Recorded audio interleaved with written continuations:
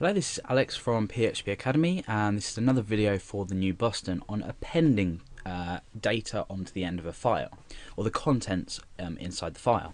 So we've already established, we've opened up names.txt with the property of write, so we're writing to it. We've written the name Alex and Billy, and we also have closed the file and then given a written confirmation. So what I'm actually going to do now is I'm going to open up the file itself. So yeah, names.txt. Now what happens if I want to add to this list? So I'm going to change this to A. Okay, now I'm going to put Stephen, that's fine, and I'm going to put Tom.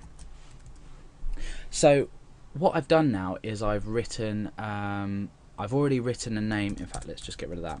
I've already written names to this file. If we go back and have a look, refresh it, Alex and Billy.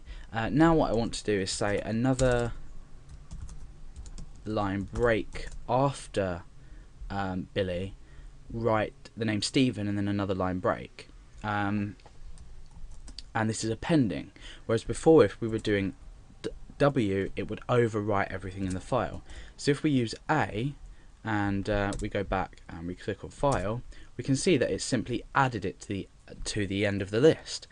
Now if we go back, I'll show you an example in case you haven't caught it. If I was to just do a W, now watch what happens when I run the file. So file.php, we go back, you can see now that we just have the name Stephen and we have that line break before that. So you can now understand the importance of using the W or the append. Now why do we have these two features? Obviously we need to at one instant we need to open up a file and write to it, and then we close it and we may never need to use it again. However, in most cases we'll be opening up a file and rewriting names to it, and I'm going to give you a real life example. Let's we'll just tighten this code up a bit here, and we're going to keep it as append, but I'm going to get rid of this just here for now. Now I'm going to come under here and I'm going to create a form, and the action of the form is going to be file.php, the file we're currently using, and the method is going to be post. Now what I'm going to do is end the form, and I'm going to specify a form field for the user to enter a name. So name, and then input type equals text, name equals name. I'm going to break down a couple more lines, and input type equals submit, and the value of that is submit. So this is what we're displaying to the user. Okay, so let's just comment out this code for now and preview our form, and we can see what it looks like. Oh no, that's names.txt, file.php. Okay, so this is what it looks like. Let's just get rid of names.txt.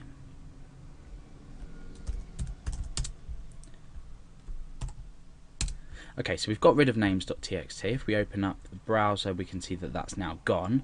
Now, what we need to do is we need to this data is automatically going to be posted, as we've seen before with file handling. So what we need to do is, before we create this, in fact we'll get rid of that altogether. What we want to do is we want to perform a check to see if this variable is set. So if name is set, remember we're posting this from here, so we're using the $_post because we've set the method to post, and we're using the isSet function to check this has been set. So if it has been set, we can specify this variable. So I'm going to say name equals $_post name. Okay, now what we want to do is we want to say if not empty name, else, and in here we can just do an error message, please type, oh dear, type a name. Okay, so in here what we want to do now is, if the user has entered a name, we're all okay, so we can just test the functionality of this now. Click on file.php. So I'm going to type in a name, Alex. Click submit. So that's okay. If we don't type anything in, it prompts us to type a name. So this is all very well and good, but now we're inside here, what do we want to do? We want to open up a handle and we want to open names.txt. And we want to open up this to append.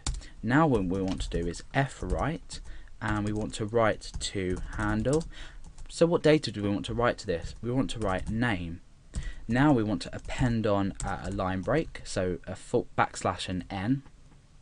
So all the functionality of this program is we're asking the user to enter names, and every time they click submit and they submit a new name, it's going to write it to a new line in this file. So this is a real life example of where you can store data for your user input. Now we're going to say fclose, the all important fclose, and we're going to say handle inside that.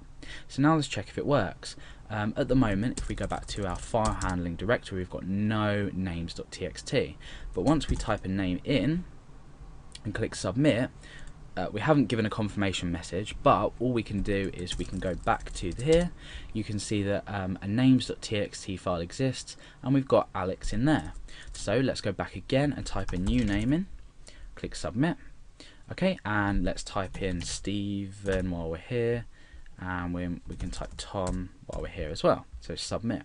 So now if we go back to file handling directory and look in our names.txt, we can see that this has appended each name that we've processed through the form. That's appended that onto the end the end of the content of this file. So that's about it for appending. In the next tutorial, we're going to look at reading this data in and then displaying it back out to the user.